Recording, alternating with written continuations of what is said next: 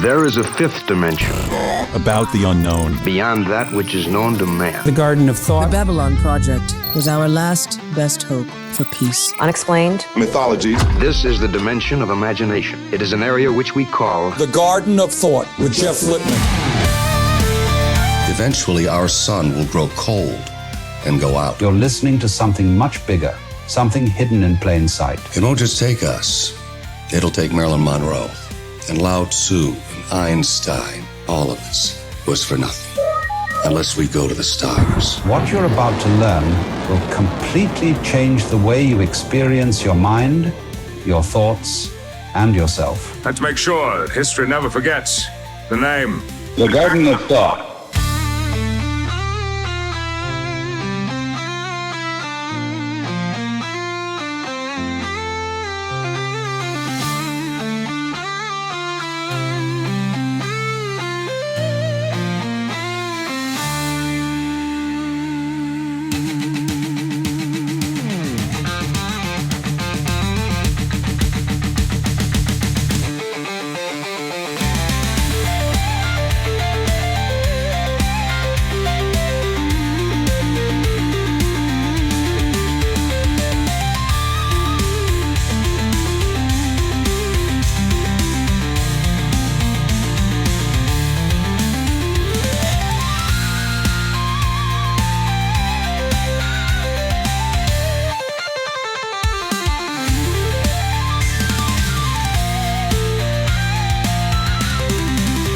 Welcome everyone into Garden of Thought, and we're having back, this is like becoming my favorite old guest who's become a new guest or returning guest, but there was like a large gap, and now we can't stop doing shows together, and this is just great. And it's Mogg Morgan coming to us from Britain. He's the editor of The Mandrake. He's a practitioner of Egyptian and Eastern, I think Indian magic. He's an expert on all things. He gets super excited with stuff. Sometimes we get straight off the topic because he knows so much, and then then he gets booked for other shows, and he says yes.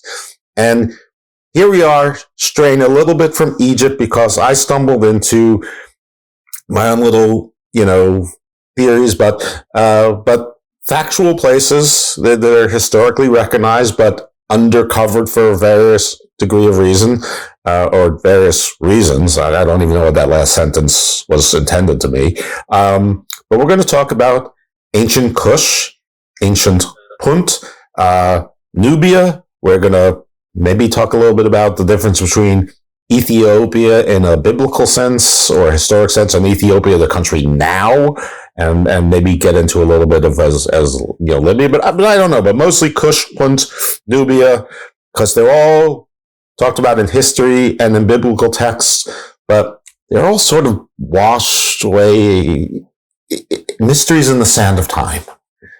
So welcome, Mogg. How are you? Very glad to be coming back. So the show, has it changed its name? Weren't you originally Garden of Doom? I was originally Garden of Doom, and I changed it to Garden of Thought because, as you've probably figured out by now, I spend a little bit too much time in my own head, and I thought that the show started one way. General theme's the same, but it was more like friends, almost more like you're in your college dorm, like riffing and talking about the Anunnaki. And sometime early on, I started getting like real guests.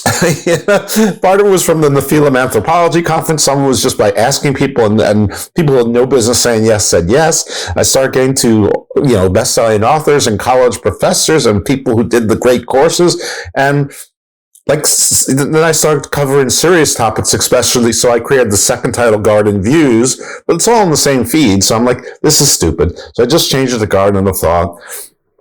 I did actually lose two guests who didn't like the name Garden of Doom. They both rejected it, but they were sisters, and maybe they had the same kind of, their own issue in their head. But anyway, now of course I missed the name Garden of Doom, but whatever. Why was it the Garden of Doom then? That's a great question. So long before you and I met, at the so there were probably only about 15 or 18 shows that I did with my original co-host, but he actually recruited me into the podcast world, or at least the non an industry that we were both interested in. And this was right at the beginning of COVID, and we were struggling with the name. We sort of knew what we wanted to talk about, but it was going to be a variety and things like that. And he was like, during COVID, I was home, he actively picked up gardening. It turned out he had like a green thumb, and he was like an overnight success in gardening and growing like eggplants and tomatoes and things. And, so it was garden. And of course it was COVID. So, doom was upon us, and, I'm a wet blanket anyway. And he sort of was too at the time. So just Garden of Doom flowed, and we just went with it. Never. Yeah, we never in a million years, we're looking for an acronym for God or anything like that. It's just all those things turned out. But anyway, here we are today. So, welcome back. Well, thanks for having me back, as I say. Well, it was an unusual topic you picked this time, because it was your idea, wasn't it? But I thought I should ask you what brought it up for you? Because most people don't think about it that much, to be honest. Yeah. They should. I mean, there's got interesting stuff. But what brought you to that then? What made you think about it? I'm always worried about when people get into my mind and when I speak, and if the two things represent each other fairly enough. And since I want to be brief, just everyone understand this is the shorthand version of it. But anyone who listens to the show knows that I'm interested in a whole lot of things. And when I learn about things that I don't know about, then I want to learn about those things too. But we've done a lot of mythology coverage, a lot of magical coverage, a lot of biblical coverage, which, can be mythology if you want it to be. It's not if you don't want it to be. Also, there's been a lot of, hard history that's in there. Again, I'm not trying to say the Bible isn't or is. I'm just saying that with actual historians and archaeologists and anthropologists and authors. And also I've struggled with the concept of indigenous, and I hate platitudes. Obviously, America is very polarized, but this is something that's been, that I've sort of struggled with for a while because the world is very complicated. And so right now here, there's a whole, and we're recording February 7th. So right now there's things like abolish ICE, and I 100% understand why people are mad at ICE and find it disgusting. There's plenty of things that I find disgusting about what's going on, believe me. But I don't believe in abolishing ICE. I mean, first of all, are they really talking about the CE part, the customs enforcement? Do you really want the ports to be, anything to come through the ports and be delivered in through shipping lanes? And, should anyone come through an airport without, having their passport stamped or checked? I mean, do you really want to abolish ICE, or do you just want to abolish, battalions being deployed to American cities, for, dragnet non-targeted sweeps? I know there's some people who don't believe in borders and believe that, and there's platitudes like there's nobody's illegal on stolen land. I'm sorry, all land is stolen at some point. I mean, that made the headlines. That one did. Yeah. Listen, it's. I think you obviously don't want to talk about the politics, but because it's this issue, I don't think anybody really wants completely open borders, because this is an issue in Britain at the moment as well. Yeah, no. We're not. Nobody's opposed to people, migrants, and people getting asylum and everything. It's people just like the system to be fair and not out of control. I also think in Europe that you're having a bit of a problem that's more real than the one we are, but I think people here fear it, is that it's so overwhelming that there's also not the sort of assimilation into not like a European culture necessarily, but at least a compatible culture. I think that people there are worried about, and people here are worried about it too. I'm not one of those. But the question of indigeny and stolen, I mean, are Saxons making land claims against Normans, from 10th century? So this, believe it or not, folks, this is related to your question. Because the first people, whether you like it or not, came out of Africa. And and they didn't, and the first state that we know of, the first nation we know of is Egypt. Probably also the first empire that we know of. Now that, I qualify that we know of because, there wasn't written history, but it's further south, and with the presumption that people came from south to north, right below Egypt and sort of to the side is Kush, and there's a place called Punt, and even in the Bible and biblical script, and Egyptian records, there's places called Punt, Nubia, Ethiopia, and there were descriptions. There's people arguing about who's indigenous and what color was Jesus and all that. And like the Egyptians were very, they described people of different variations and different colors, even as you went from North Egypt to South Egypt and whatever. And like, I just feel like if people were more educated in how the world actually worked, they might get less. I mean, there's plenty of things in the past to be outraged about, but maybe they'd spend more time trying to move forward and making our world better now, as opposed to, listen, there's some past grievances you don't get past. You don't easily get past the Holocaust. You don't easily get past the transatlantic slave trade. You don't easily get past, I'm not going to go through a list of examples. It's going to be ridiculous. No, I see what you mean. I can see how, it used to be the old issue of the black pharaohs. What color were the pharaohs? Were the kings of Egypt? And you got that Michael Jackson video, with where he should, and that was, there's a sort of different sorts of scholarship about where the Egyptian culture comes from, and people worry about were there black pharaohs, so it's relevant to that, I suppose. Yeah, I guess it sort of answers that question about origins, although it's still going to be a bit messy because it kind of ebbs and flows and whatever. Oh yeah, okay, so that's so that's part of it. That's relevant, to the whole issue. And by the way, there were black pharaohs, which of course they were indeed. And they were the pharaohs, the kings of Kush, the Kushite Empire. There were also sort of brown pharaohs from the Turks, the Mamelukes, and like that's not even part of it. I think that the people insisting Egypt was black because it's Africa. Well, and like, this is not because I don't want something to be black. I just want, people to understand what the reality is and move on from that, because we were all black. We, up until about 7,000 or 8,000, maybe 10,000 years ago, everybody was black. That has been factually determined. I mean, is that true? I don't know. But at some point then, well, in which case, where do the kind of European white people come from? Okay, so some sort of mutation, apparently in Sweden or whatever, to do with the ice or something. Here's the theory, and I'm going to try to do this as quickly as I can. So at some point around 4 million years ago, some of our ancestors came out of the trees because the forest was retreating, the savanna was there. And basically, because chimpanzees are our closest relatives, the presumption is that when you shave a chimpanzee, when you shave a chimpanzee, he's got lily white skin. That our first ancestors, under their hair, had lily white skin. And as they started losing their hair and started developing the ability to sweat, lily white skin was very bad for them in the sun. So the mutation was to go to darker skin to protect them so they could sweat, which was a much more efficient way of living in the savannah and cooling their own bodies.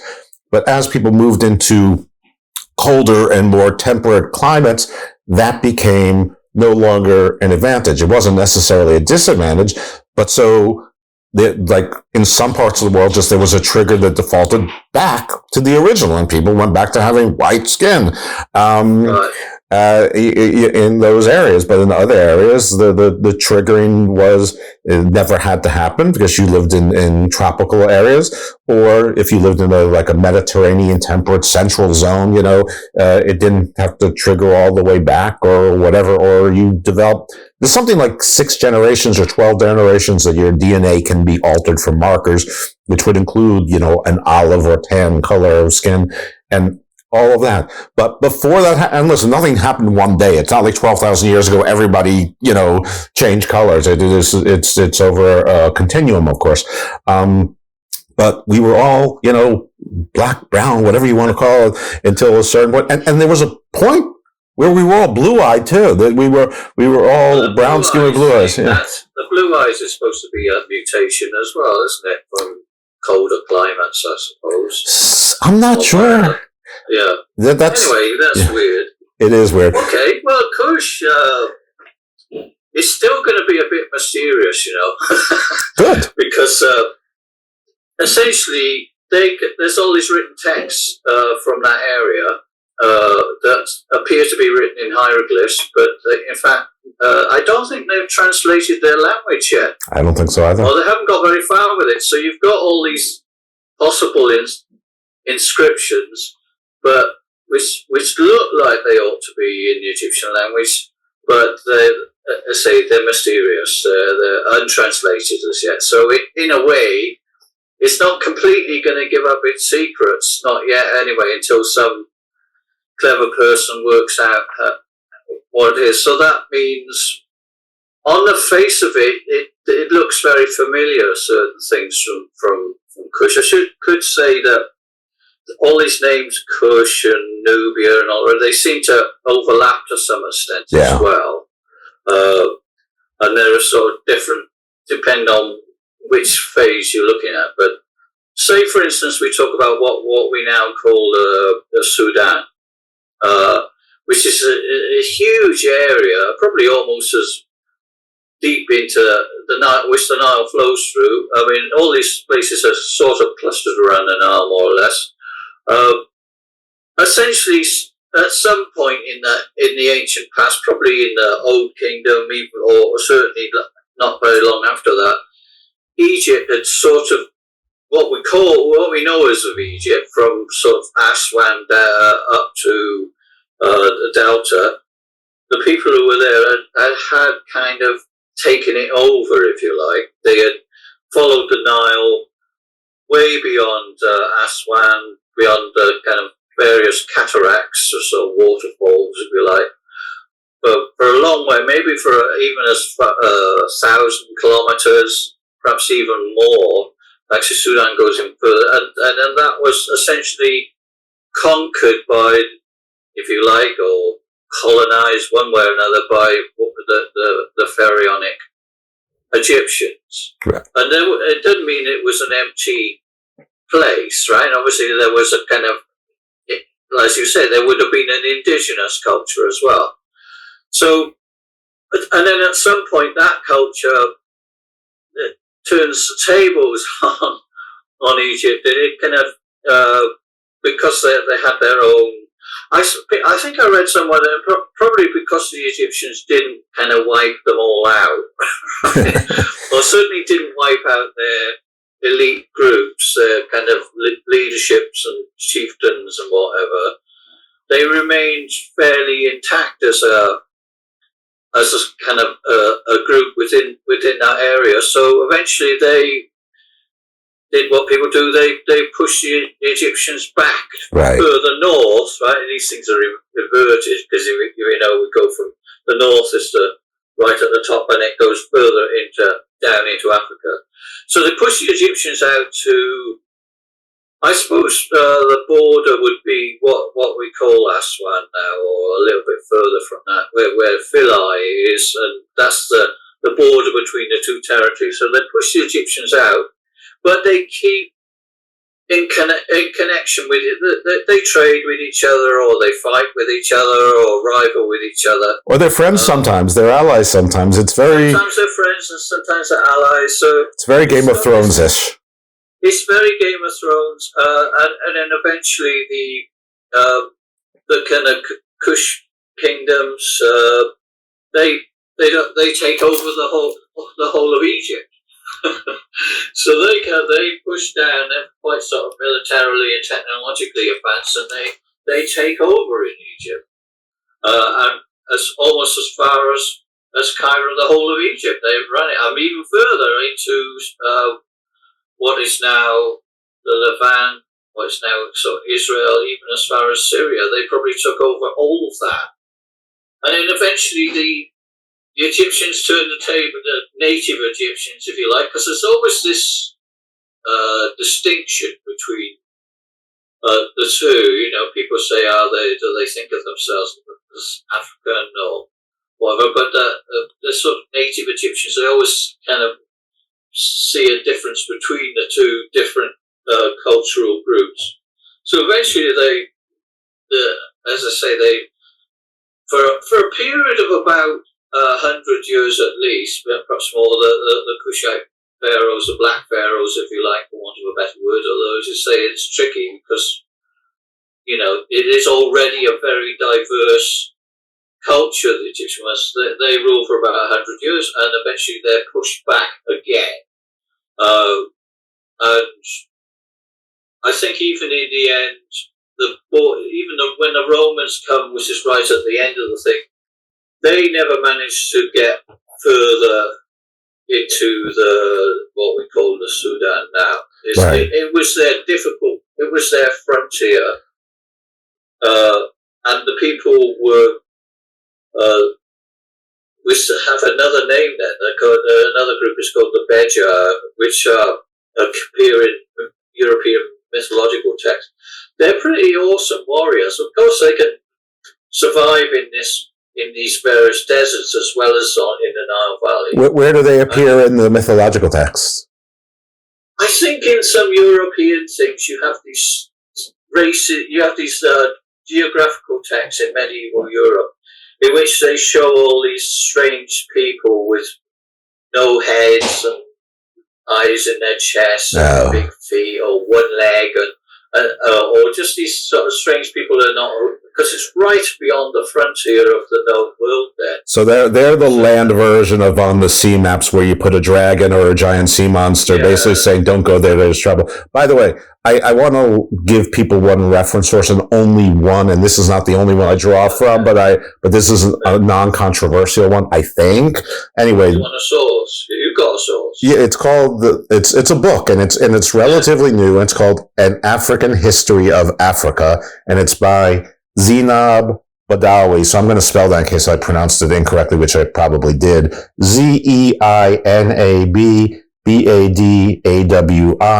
She's an African historian and authority, and she worked for the BBC once upon a time. Very well could be. I never heard of her before the book, but why would I? The name's Zainab Badawi.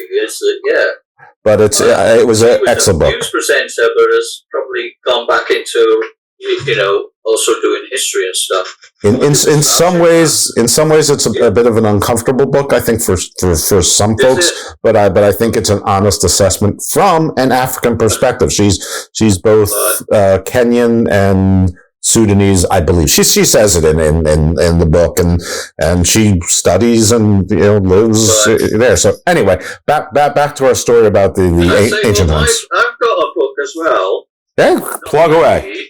A source which I found very useful for this, although it's not as new as yours, which is because there was an exhibition at the British Museum years ago, 20 years ago probably, and the book that they produced was this great big brick of a book called Sudan Ancient Treasures. So it's not a political thing, but in terms of the kind of I suppose the archaeology and stuff like that is, that's been a great source really. So that would be my suggestion. But I'm going to check that book out because the name interests me. You get it's the area we're talking about. It's got this ebb and flow, and I suppose that the key thing in my book, I know we're not doing visual stuff, but I put a picture from this place. The key point is this place, Jebel Barkal. Did you come across that? It sounds familiar. Jebel Barkal is let's say, if you've ever been to Luxor, right? It's funny, you got Luxor which is about halfway in sort of Middle Egypt in a way, but technically Upper Egypt. There's this holy mountain, Pyramid Mountain. So it's a mountain shaped sort of like a pyramid, and that's where you have things like Valley of the Kings and Valley of the Queens and all this sort of stuff. And that's the necropolis for the city that's on the east bank of the river, and Jebel Barkal, even though it's 1,000 miles further south in the kingdom of Kush, the whole landscape looks kind of very similar to me, and in the middle is this strange mountain with a sort of flat top mountain, a level mountain, and that is the sort of their holy focus, if you like. That's the holy mountain of the people of Kush, really. And interestingly, you see in the picture, so you can't really. There's some guy there. He's up on top of this mountain, and what I liked about it a lot is when he's looking at this sort of it's quite a tall piece of quite a tall structure, but there's a natural pillar that goes all the way up one side of the mountain, and it looks like this colossal serpent, or the Uraeus. It looks like the Uraeus of Egypt, and I think, given all those things, this strange Egyptians or the Kushites as well, anybody now. The Uraeus is that the cobra that's always cobra. It's the raised cobra, and I think these people, as we do, they have this thing we call it the Earth Mysteries. They certain sort of conformations of stone and mountains and landscapes. It really kind of fed into their imagination a lot. I think so too. The fact that they've got a mountain with a natural Uraeus, which kind of goes all the way up as well, and it's still there. It's covered in inscriptions. And listen, you can see what you want to see. It's funny that you weren't describing it, because I see in it almost like it's like a not half completed, but like 20% completed sculpture of almost like on a giant pedestal of what would be maybe a man or a king, or it could be an anthropomorphized god. But I see a head. I see definitely a torso. I see what would be the left arm. Again, pareidolia, sometimes you see what you want to see. But I also now see what you're saying, that it could easily be a cobra, but it could be a lot. I couldn't get a picture from the side, but you got to think that's the final, whatever it is, 30 or 40 foot of it, but it goes all the way down the mountain like a great serpent, and they've obviously they've kind of modified it as well. They've made sort of shapes, and they've put inscriptions on it. Listen, we've had some great sculptors. It's kind of remarkable. It's always, people like this sort of stuff. We find it quite strange. Yeah. And there's a modern Sudanese person visiting it there. It's a very popular. And in the background, you can see the desert, essentially, because just like the pharaonic Egyptians, they always look for a mountain in the desert where they would bury their dead, because it makes more sense to bury the dead outside of the main city in the desert anyway, where they would be preserved. And then you've got the green area, which is the Nile Valley itself, where all the kind of food is, and agriculture, and the water. And it's very green. Grass, lots of trees, forested. Yeah. It's beautiful. Yeah. I've been there, but the pictures I see of it look really good, and they've got an amazing. I think this area as well, I know in the news there's been all kind of warfare and civil war, and that's mainly South Sudan, which is a long way away. It's a huge country. So hopefully they're untouched by it. So you have the temple of various temples built around the bottom of this mountain, including famously several to the god Amun, who is the Egyptian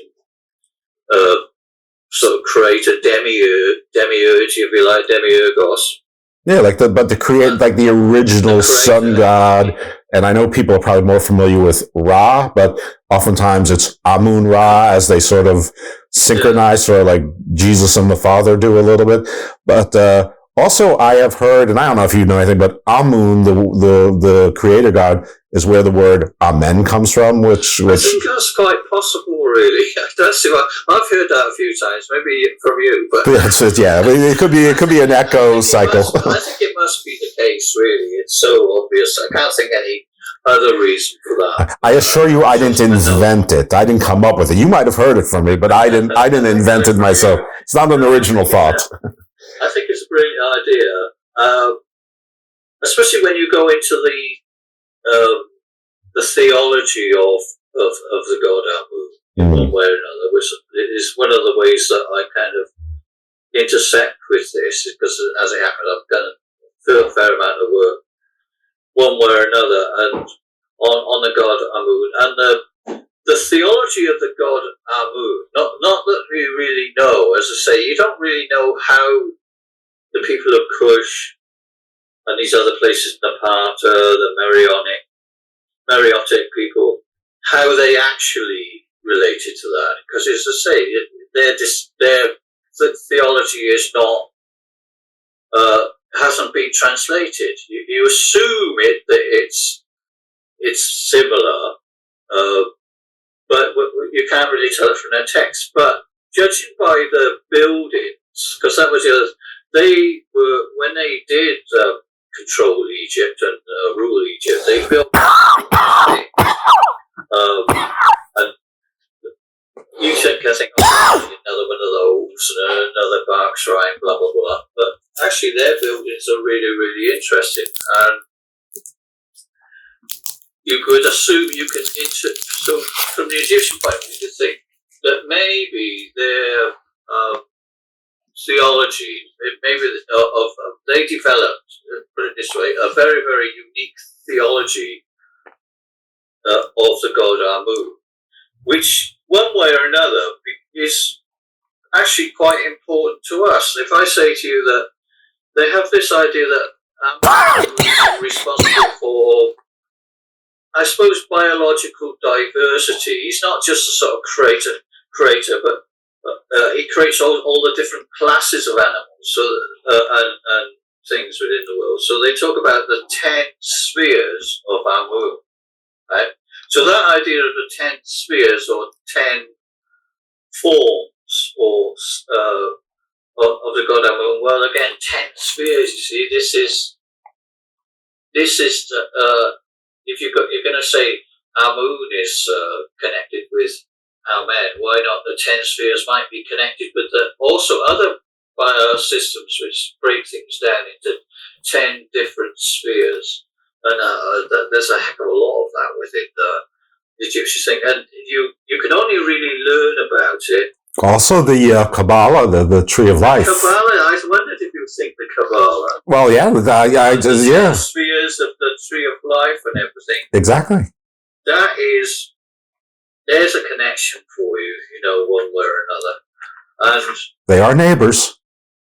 They are neighbors, or at least they don't have to be neighbors. Their foundation myth of Judaism is that they come from Egypt as well.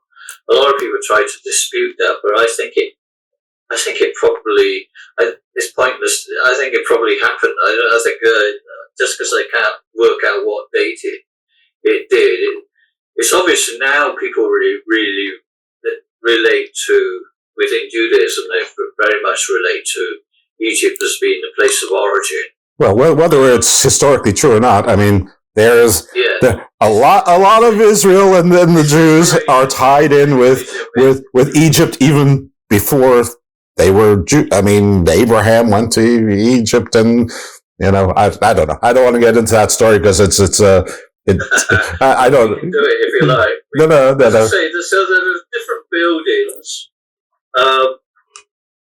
I know people don't know about buildings, but they are these essentially most of the buildings that the Kushites made, or Napatans or whatever, in Egypt, are all places of mystery. They're places connected with what later we call mystery cults. So they're not just a normal temple buildings. They're kind of often submerged, subterranean buildings, and they're also, this disputed idea. We think of the classical world and we think of these things called the mystery cults, which are kind of a bit like the equivalent of Freemasonry, but into where people joined a cult, a secret cult. They were initiated into it, and they were taught certain mysteries, and that is one of these other disputed ideas that definitely exist later in Egypt, when the Greeks are there and the Romans there. But it seems pretty obvious that, or pretty likely, there's evidence that they existed long before that. But certainly these people, they kind of developed that to a new pitch, and they built several structures within, which you can still see within Egypt, which are connected with some sort of secret society or mystery cult, where people were taught very odd or strange mysteries of the Egyptian religion, essentially, or of the pharaonic religion. One of them is known as the Arpet, which is in Karnak, and this was actually built by probably the most famous of the Kushite kings, was King Taharqa. Have you come across him in the book, King Taharqa? This is sometime, I don't know, between up until about 591 before the Common Era. So that's 500 years, maybe 600 years before the time of Christ. That's when it sort of ends. And he built this, perhaps a bit later, all these dates are a bit uncertain, but he built this structure within the Karnak campus, because if you're ever lucky enough to go to Karnak, it's absolutely immense structure. I don't mean to build it just goes on and on and on. As a religious centre, as a religious campus in a way, it's just full of all sorts of buildings and everything. So many that it's probably sensory overload. People just don't even get very far into the structure before their time is up, if you like, because you can certainly get lost in this desert temple structure. It's interesting that you talk about the buildings, because my understanding is that in Sudan, or Kush as it would have been called then, probably, that there's about 2,000 pyramids in various states of size and repair. And, of course, Egypt is famous for the pyramids. Egypt is easier to get to. It's been safer to get to. I mean, be it through colonization and tourism. But I believe that the consensus is that the pyramids in Kush, Sudan, or whatever countries that geography is now, is much older, which also indicates that the culture was sort of moving from south to north. I don't think they're going to be older. I think they're going to be. It's the other way around. I think really. Although I know people at all these dates and everything like that, they're always being chucked up in the air. There's certainly more of them. In this place, this Jebel Barkal, as well as this strange mountain and these various temples that exist around it, just about a couple of kilometers further on, is a whole lot of these kind of these pyramids that were built there. Pyramid 2. You and I can make an entire UFO Ancient Aliens cult around that city and make our own cosmology about it, and go on the tour and probably, support ourselves for 10 years on this. Yeah. Yeah, I'd love to go there, let's go. Sure, let's do it. But, I think the archaeologists, I think they were with pyramids, it's quite difficult to work out how you get into them without destroying them. I happen to know that in this particular era, nobody's listening to the archaeologists. They're really upset about that. They're really upset about people like Jimmy Corsetti and Graham Hancock and Dan Richards and all that. And all I'm saying is, listen, I probably agree with the archaeologists, but that ain't a way to run a grift. I mean, I'm talking about a grift. All right, let's go. What is the main mythology that you understand, a pantheon of gods and stuff, in technical word, for Kush, and then maybe we can transition into either Punt or Nubia, to the extent that there's differences between them. Well, certainly the god Amun is very, as we've already said, it seems to be really, really important to them, and they're the ones who really developed that. mythology and theology of that. Isn't Tutankhamun's father Akhenaten, when he tried to make the country? He went to Kush and destroyed tried to destroy a lot of the monuments. But he also tried to change the religion in Egypt to he worship. like the god. For some reason, he didn't like the god Amun. Right? There are lots and lots of other obviously gods within the Egyptian pantheon, but particularly that was the one he most disliked and was most keen to wipe out. Whereas he tolerated all sorts of the other ones. So there's obviously, in a way, that makes it. They're both quite interesting. He has his own kind of view of cult of personality. Maybe he wanted to make the changes, but yeah, he's definitely had a thing for the. So it makes you think that there is something very distinctive about it. You weren't even allowed to mention his name. Because when he died and people were allowed to sort of read the poems and the invocations again, there's quite a lot of nostalgia about, how nice it is to be able to just even mention the name, right, as something that would have got you certainly prosecuted or discriminated against or even executed for raising the subject. So definitely the cult of Amun. And well, you know what I say to that? I say amen. I say amen to that. Exactly. He came back. If we ever do come to Oxford, we've got a kind of whole bit of the temple from this area. The whole shrine. Well, of course you do. You're British. Museum, Not that anybody really understands. You can recognize the pictures of this shrine, of this, again, it's the King Tahakwa. Most of the interesting things that you know about this area are this thing. So apart from Amun, they have they have a lion temple. The temple of the lion god, which I think I wrote it down. Apidamak, right? So now it's unusual. This is one of these examples of Meriotic lion god, Apidamak.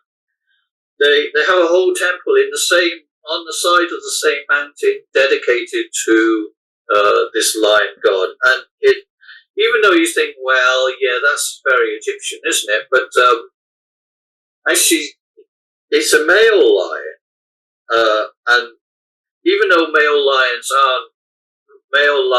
deities are known within pharaonic, what we're broadly calling pharaonic Egypt, they tend to be female. I think Shu Shu and Tefnut who are quite important there too. He's a male lion, but mostly. Whereas for the Meriotic kingdom, the kingdoms of Kush, the lions that they worship in great numbers in terms of the temples is a male god. So that's quite a big distinction between the two cultures, but you can't say much more about it than that because you don't actually know. There are probably loads of hymns and inscriptions to this particular god, but there's no way of knowing what they're saying. So that's a very distinctive part of culture. When we do our grift, we're gonna fill in that blank and explain why. We'll make it out. We'll make it up. It'll be complete bullshit, but we're going to channel it. We're going to be committed to it, though. Yeah. Well, I mean, it can be done. There's two in my book that I did about the Nephilim. I got the thing about the one temple, and I was sort of strange that there's another one in Karnak as well, built by the same pharaoh. So, but that's to Amun, in which you go underground and all sorts of. All these structures require you to go into the ground, under the ground, into the earth, into these strange, dark structures where there are kind of mechanisms that that we know would have been there, but because they're made of metal or bronze and stuff, they've been melted down a lot of them. You're going to see the remains of them. And they would have been shown something really, really strange. They probably would have taken a few hallucinogens as well, knowing the Egyptians and and the Kushites as well. And everyone else, to be honest. And everybody else. So you're taken into a really spooky environment underground, and you spend a long time there going through this sort of rite of passage, if you like. Yeah, I'm starting to believe the only... shown something very, very strange. Yeah, very, very overpowering and strange. And quite what that was... Yeah, I'm starting... It's a secret. It's a secret society. You've got some idea what it might have been. Well, that's the thing. I'm trying to... We're very into the giants and the Nephilim and everything. That was both of us were going to absolutely do something like that. I think essentially they were shown that one of the things that were shown was a representation of the Nephilim in a gigantic form.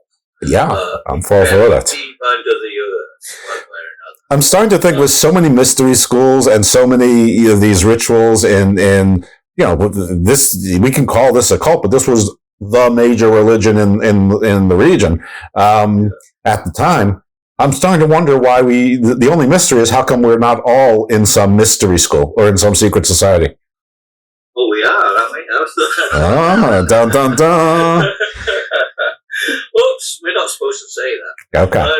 No, I suppose essentially we are, because we're the Agigi schools. You say the city. I don't know if they're connected with it, but there certainly is. Well, one of the things that I don't even know this, I'm kind of very interested. One of the things that comes from this area is a particular cult which still exists, called the Tsar cult. Have we talked about the Tsar before? Nope. Say now, but we talked about Tsar spelled usually Z-A-R. The Tsar, and the homeland of the Tsar is precisely here in the Sudan, in what was the Kushite areas. And the other thing you can say about these people, the Kushites, is that they always had a reputation. You think the Egyptians had a reputation for magic? The Egyptians would say the most notorious magicians of the ancient world from the Egyptian point of view were the people who came from this area. They have a good reputation and bad reputation. And the strange thing is, it still happens that if people want to go to, tomb raiding, right? Tomb raiding is a very, very common, well, not common, it was a common thing in Egypt, to go look for some valuable artifact, sell it to the Saudis or the UAE. You get a lot of money if you can find a statue on the black market. But to break into the tombs, many of which are still there, essentially, you need the services of a magician to do that. According to obviously I think even archaeologists, they kind of superstitious people, they always have something. They may, but whatever, if you want to do this illegally in Egypt, which apparently bad people do, then they always get someone from the Sudan, a relative or whatever, to come and do the hocus pocus to find the tomb and to break the magical protection. There are all kind of books about, what the nature of the ritual is and where these places are and what sort of spells you might. So they've still got a reputation for that. That's not exactly the same as Tsar is what you would call an exorcism cult.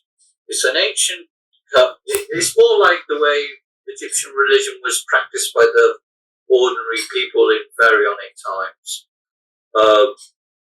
And the idea is that if in this cult that there's something wrong with you, right? The thing that initiates you into the cult is usually you've got some illness of some sort, depression or whatever, and that would be related to a particular, their disease system be related to a particular demon of one sort or another, and encountering this demon will be rather than getting rid of it, you kind of get into a conversation. That will be your initiation into this secret society. So freeing yourself from, I mean, they didn't call it demons. Demon, the word came later. I guess they were a lesser god. They may well have called it something like a demon, a Tsar spirit. Anyway, there are funny enough, there are supposed to be sort of 72 of these entities, well, spiritual entities, if you like, that are related to particular diseases. And the master magician will be someone who understands all of the different these spirits. He knows about them, and he knows their name, maybe, so that he can whatever. And often the way that they will diagnose it and treat it or whatever, initiate you into these secret societies. Music and drumming and the pharaonic harp and kind of all these things will be things that you wouldn't normally associate with that. Certainly with an Islamic culture, although it crosses across all religions, can go to this cult. It's a very free space. And the homeland of the Tsar cult is there, really. It is this. And the Tsar cult, obviously, of all the secret societies in Egypt, because you've got a kind of a little bit of a paranoid, governments don't like secret societies very much, for good reason, I suppose, or guilds and stuff. The Tsar is the only one that has actually survived and is left alone, right? It's left to do its thing, because it isn't particularly political, I suppose you would say. Right. Who's against getting rid of demons who cause 72 diseases, or one apiece? It's not going to hurt anybody, and it gives people a certain outlet, because you have to do sometimes people have to do cross-dressing and stuff like that, and, you might get kind of quite a sort of traditional bloke in Egypt who everybody's saying, oh, well, he's a real blokey bloke, but once a year his spirit says you've got to go to the secret society as a woman, dress as a woman and dance and get drunk and take all sorts of drugs and give them presents to it's not exorcism as in the sense of blasphemy. It's almost like exorcising. You have to give it, some of what it wants, right? The ancient texts talk about this same cult that's this. There's a story of someone. Zara means a visitation. Yeah, that's one. Again, nobody knows exactly what it means, right? But it possibly means a visitation, like a ghost, if you like, that appears to you. And so it shouldn't be Great Caesar's ghost. It should be Great Tsar's ghost. Yeah, Zara. So, the recommendation, the Egyptian way and the Nubian way and the Mariotic way would be not to, because the stories are there, you try and blast it away, and that doesn't work. They laugh at you, and so then the Tsar practitioner will say, well, what do you want? They ask the spirit, what do you actually want from this person? And usually they'll say, oh, what I want is, I want a party, right? I want a big feast, and I want lots of alcohol, and lots of marijuana, and I want the band to play for 2 or 3 days, because people, when they do party, really do know how to party. And that's all it wants. It wants you to talk to it. It wants to express itself, and the expression comes in hedonism. There are all sorts of special songs that have this all comes from that area, and even some of the songs even talk about the Sudan, because that's the way we were talking recently about just now about slavery. Because for a long time, people talk about the Atlantic slave trade, but the slave trade was always a big thing in the Middle East. right, especially in this part of the world. And the people who suffered most from the slave trade were the people of Sudan. So there are Sudanese slaves, or families of slaves, or ancestors, all over the Middle East. And they all have their special types of musical instruments and their songs in which they want to go back, actually, because they want to go back to Sudan, to these places. So that's the start. And interestingly, even in the pharaonic time, well, this is another very interesting, useful book for people is ancient Egyptian literature. You get a whole collection of sort of best bits of it.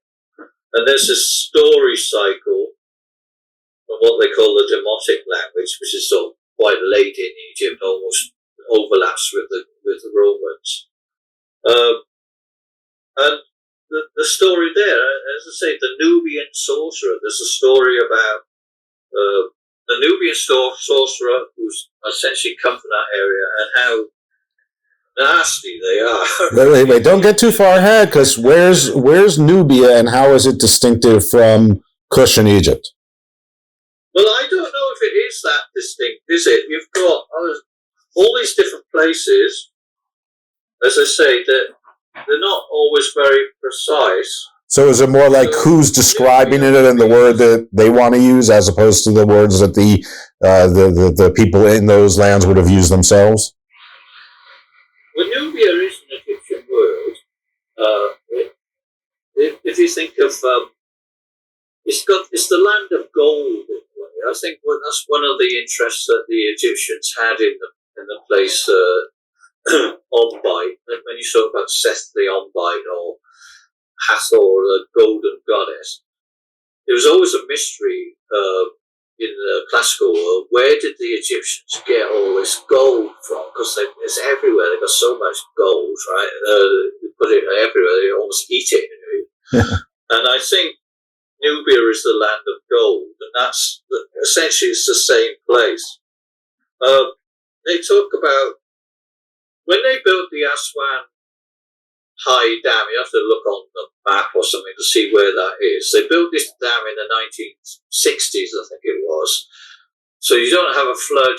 You don't have the famous flood on the Nile anymore because they built this massive dam, so that you don't get a flood. Think you'll get a smaller flood, and essentially it built this enormous lake, and underneath the lake, that is essentially Nubia. The Aswan High Dam flooded almost the whole of Nubia. It disappeared. It's all underwater now, apart from the odd bits that they had this project, didn't they, where they took the temples apart brick by brick and raised them up about 20 or 30 foot above the waters. Well, at least they did that. But the process is usually called the end of Nubia. That's obviously there's still the desert bits technically, but most of what really was Nubia, the inhabited bit, is all underwater now. This is my was Nubia. This is my recollection, and I might have these two things backwards, but of, probably from the book I quoted earlier and other sources too. But at some point, the Nile branches off. There's tons of rivulets, but there's two major ones. One's called the Blue Nile, one's called the White Nile, I guess based on the whatever minerals or rocks are in there to give it certain colors or clarity or whatever. And my understanding is that the Blue Nile, listen, I might have it backwards, but one of them goes through Kush, or when you think of southern Sudan, and the other one goes east through Sudan and then into what we have now would be Somalia, Ethiopia, whatever, the Horn of Africa, and that was Punt, and I guess Nubia was it, like you said, it's hard to determine because depending on who's using the word, they might mean different things, but Punt, as I understand it, is more sort of like the Horn of Africa. Yeah. It splits. The split between the two Niles occurs just where we're talking about, not too far beyond the pyramids of Meroe. I mean, that was one of the great mysteries. Is why does if there's a flood, why Why does the river not run dry when there's not a flood? So I also got to realise they must have two sources, one of which floods at some point, but nobody knows where because it's so far away. As you say, it's Khartoum, it's enormous distances away south into Africa, so far away that the climate is completely different, and they've got they've got a monsoon.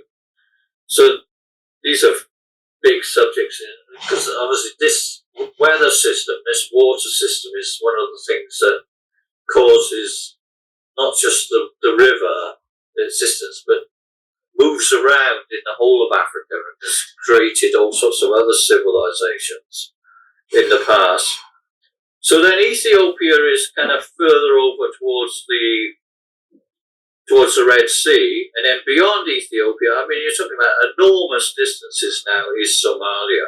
And I think Somalia is the land of Punt, right? This is where Punt was what is now Somalia, which is, God, that's a whole big subject, of how of the Red Sea and the Egyptian navigation of the Red Sea in ancient times. And then, because you go from the Red Sea, you can go to the rest of the world, right? You could sail certainly to India, right?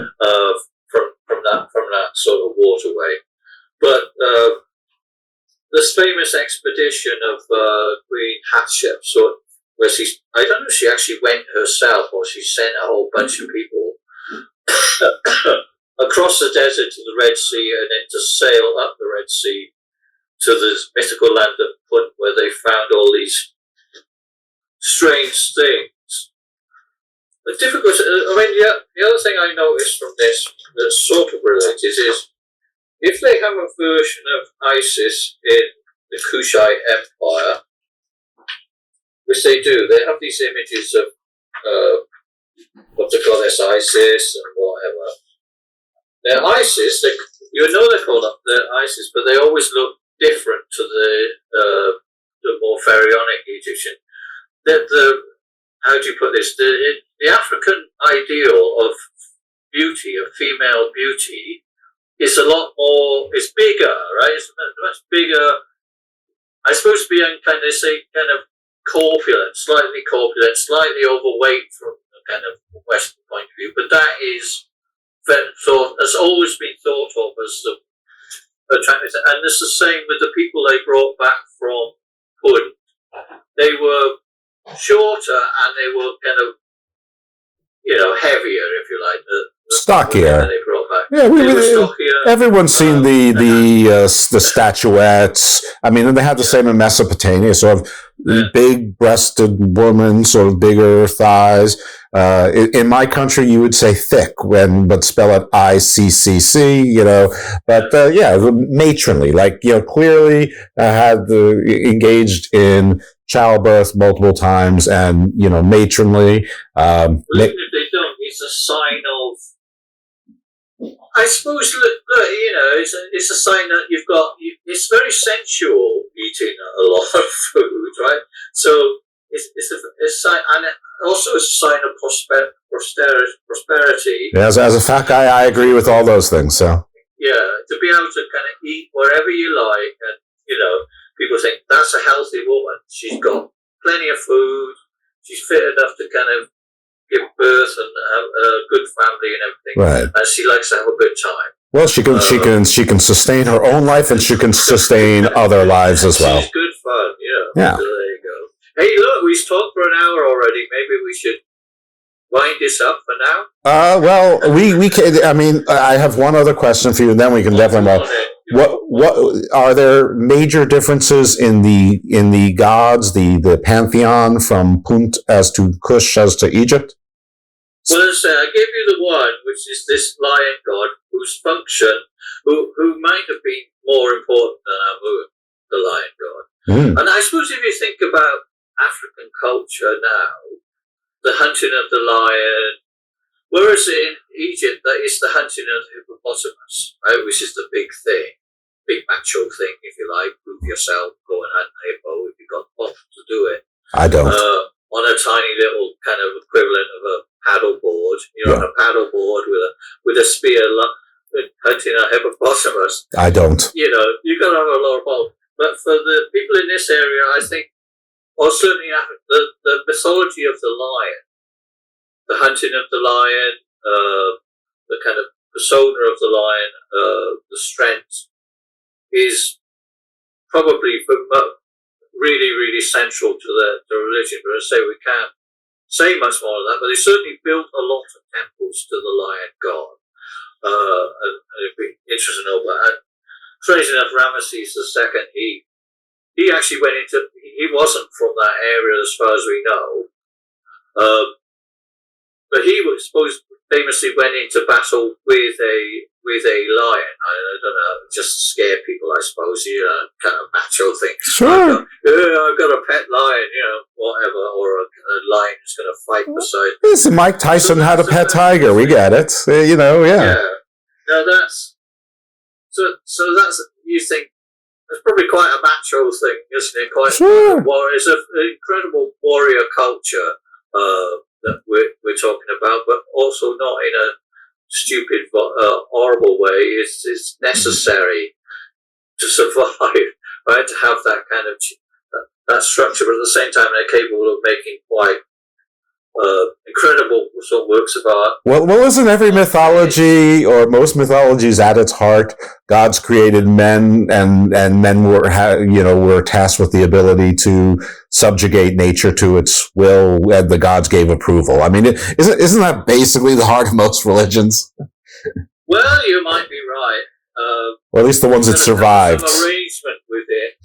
I think the lesson you learn maybe from Egypt is sometimes they didn't always respect the balance, because there's so many of these creatures. Certainly the lion. I don't think. See, the lion is. I don't think there are a lot of been lions in what you call pharaonic Egypt for a long time, or elephants, or giraffes, all of which are known in the kingdom of Kush, and are fairly but they seem to be extinct within Egypt itself, probably because they didn't manage the system very well, and they wiped them all out. They ate them all, or they killed them all, or whatever. But from the earliest thing that they did exist. They were there. All of these animals that we associate more with Africa. Well, there were lions on all the continents except for Australia. We don't know about Antarctica. So lions it's a very emblematic beast, isn't it? And it's sort of like, but they've sort of disappeared as well from certain places. My point that the Egyptians are not uniquely guilty of that. I mean, there's a reason Hercules wrestled the Nemean lion, and there's a reason why Richard was called the Lion-Hearted. So defeating the lion is maybe only second to defeating the dragon. Yeah.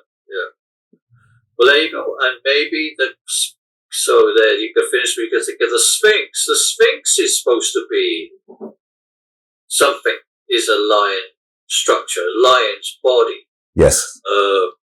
And people argue endlessly about what age that actual structure is. Yes. Because it's been changed and all the rest. So I think there are other interesting gods and goddesses that you find with it, but certainly the mythology of the lion is probably the thing to meditate upon when thinking about them. Sounds good. What makes them very distinctively an African culture, which Egypt would have had some of, but as I say, for one reason or other, it wiped it all out. But it remained there, and it's still there. It's still very important. It probably coincided with them going to agriculture and being able to have a standing army, and the standing army would hunt the lions so that you could raise goats and sheep and pigs or whatever. Yeah, I don't know if there were cows there or not, but of course there were. Anyway, I think that's fine, and I think an hour plus is good. I don't know what the next show you want to do, so I'll give you the choice. I will tell you the next topic I would like to explore with you, or a topic I would like to explore with you in the future. And you brought it up last time. I had no idea about this. So this too is your fault. But you can veto it and say, I want to do this one first, and we'll do this another time or never. But at some point, you told me that the 10 plagues of Egypt, the Passover story and the Red Sea, was actually the God of the Israelites defeating the major gods of the Egyptian panoply via these plagues. And I would like to understand that more from your perspective. I'm also going to, and like I want to do, like I'm going to have like an archaeologist, anthropologist talk about Kush. I have someone that agreed. We haven't recorded yet, so I always jinx myself. But I'm also going to get a yeshiva guy to talk about the his version of the 10 plagues and if it was tied to that at all. No, that's a great subject. Yeah, so I enjoy thinking about that. Oh, very good. All right, so we have our next show, and as always, what I'll do is when I send you the link to this show, we can talk about dates because I don't like to overburden anybody. All right. Okay. Mogg, please tell everyone if you want to be found and followed, and if there's anything that you want bought, any of your books and stuff, just go ahead and make this the Mogg commercial. All right. Well, say there's a book I already mentioned called Egyptian Genesis of the Nephilim, and I've just done another one called Star Maps, which is a kind of guide to all the kind of astrology, astronomy, religious astronomy, all these amazing monuments that you find in Egypt. This is a kind of guide, and not to what they are and how to interpret them and what you can use them for one way or another. So that's the new one.